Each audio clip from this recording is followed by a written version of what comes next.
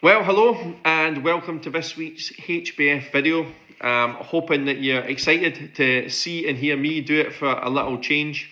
It was great to be able to do the sermon on Sunday. We've been in Hebrews for a long time, many weeks and months, delving right into what the writer has been telling us, what God's been speaking to us through it. So it was nice to kind of take a step back and look at the kind of overarching themes in it and just to reflect on the time we've spent in there.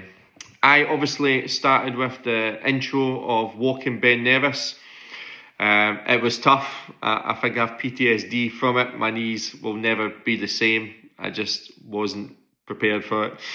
But I did talk about how halfway up I was struggling. The others were kind of away. Me and Caleb were lagging behind. And I was kind of sitting there thinking, is it worth it? Why am I doing this? Do I keep going? And we talked about how that is the kind of moment that the book of Hebrews was written into. These tired believers were feeling the pressure and the cost of following Christ. And the questions would be in their hearts is it worth it? How do we keep going? So it's with that in mind that I want to ask the first question for us to discuss. I'm hoping you've had your teas and biscuits and a bit of fellowship, and I apologise if this feels a little bit heavy for the opening question. But thinking through that intro, I want to just ask, have you ever had a season in your Christian life where following Jesus felt difficult and you wondered if it was really worth it? What helped you keep going in that moment? If you feel comfortable and want to share, then discuss that now.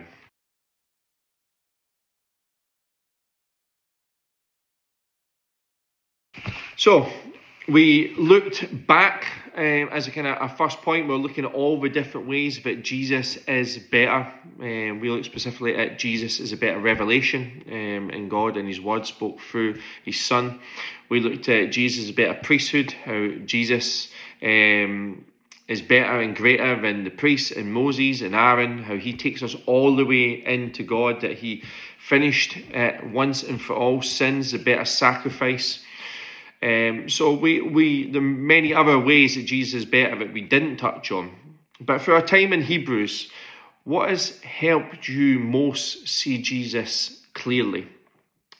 Which one of the better vans has changed your view of Jesus? Has there been any? Is there any that surprised you?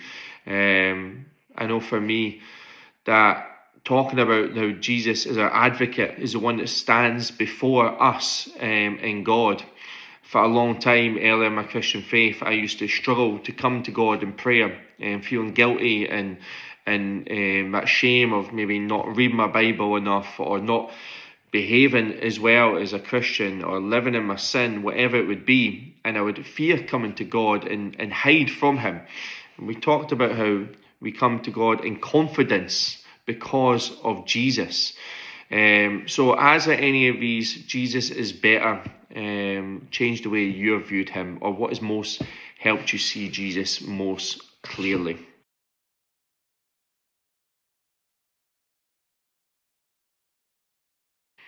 Drifting. I'm sure we all remember Gavin's sermon, "What are you doing?" So vividly.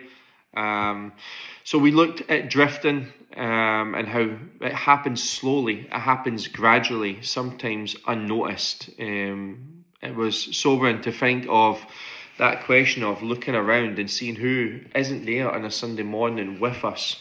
Those people that used to be serving in church but have slowly drifted away. Not that would say they're not a Christian, but just that hardening of a heart, that losing their focus, losing their love, just slowly drifting away. So we looked at how drifting is real.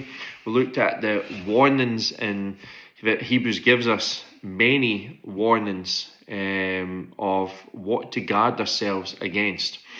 So a question for you as you sit and discuss, were there any warnings that felt more personal to you? Were there any ones that God spoke to you in them? Looking at our times in Hebrews, was there any that spoke to you more than others? What are some subtle ways that drifting begins in a Christian life? Have you experienced or noticed any of them personally?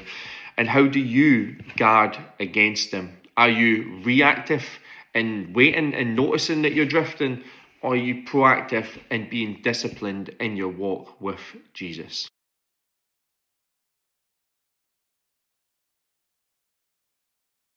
We then looked at what is weight, what is sin, and we're told to lay that aside.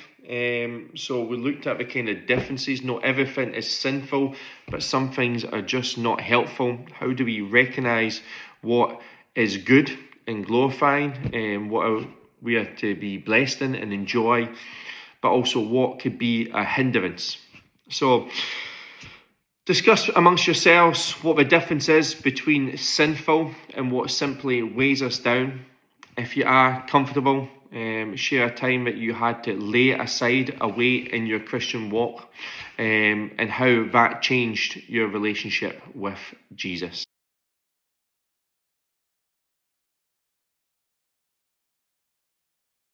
Then finally, we kind of looked at how the book of Hebrews wasn't speaking to individuals, solo Christianity, but to the community, to the church, God's people together.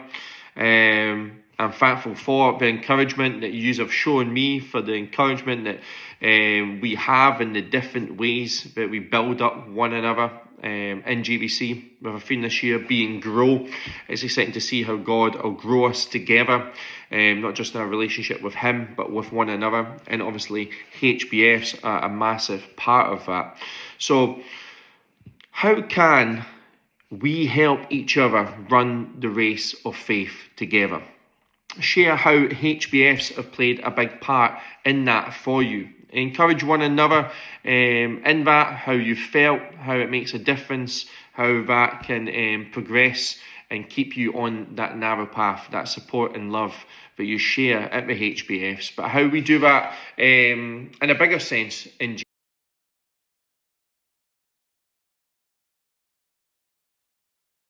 GBC.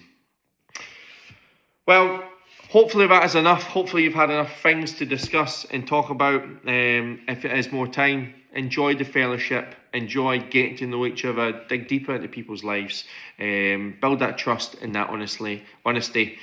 Pray for one another. Yes, and I hope it's been enjoyable hearing from me rather than the other guys. Thank you.